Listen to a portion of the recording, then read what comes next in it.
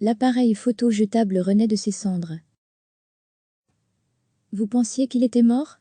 L'appareil photo jetable se vend encore, même si on le trouve moins facilement qu'avant et qu'il est méconnu des plus jeunes. On a mis un appareil photo jetable dans les mains des ados et leurs réactions sont attendrissantes. Certains pensent que c'est un jouet, d'autres ne comprennent pas leur fonctionnement. Tantôt de l'interrogation, tantôt de la surprise, mais dans tous les cas, ils sont curieux de pouvoir jouer avec cet appareil photo qui semble venir d'un autre temps. Pourtant, aujourd'hui, dans les magasins spécialisés, à savoir les photographes qui ont pignon sur rue, on déclare encore en vendre. Certains nous disent même en vendre de plus en plus. Certes pas autant que pendant les années 90, le smartphone et le numérique sont tout de même passés par là, mais nombreux sont encore les parents qui viennent acheter un appareil photo jetable à leurs enfants avant de partir en classe verte ou en stage. Des couples viennent aussi s'y approvisionner avant un mariage, ou encore, des personnes âgées s'en procurent pour avoir des photos de leur famille, faute d'accès à un ordinateur.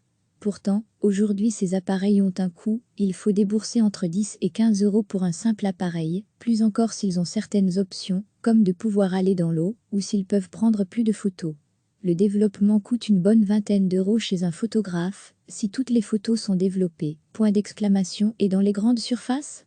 Il devient très difficile de s'en procurer. De toutes les enseignes que nous avons pu faire, en vrac, Crudeva, Action, Trafic, Vendembord, MR. Bricolage, Carrefour, Ema, Wibra, Extra, Coolblue, Eldi, etc. Seuls deux en avaient encore, MediaMarkt et Bloqué, qui s'apprête en plus à devenir Megaworld, avec un nouveau concept encore inconnu à ce jour. Si le coût de l'appareil y est sensiblement le même, le développement est quant à lui nettement moins cher. Moins d'une dizaine d'euros si toutes les photos sont développées. Cette solution, peut-être moins onéreuse, est aussi moins qualitative. En comparant les photos prises par deux mêmes appareils, le même jour, et dans des mêmes endroits, on se rend immédiatement compte que les photos développées chez un photographe professionnel ont une qualité nettement supérieure, en plus de nous revenir en plus grand nombre. Recevez chaque matin l'essentiel de l'actualité.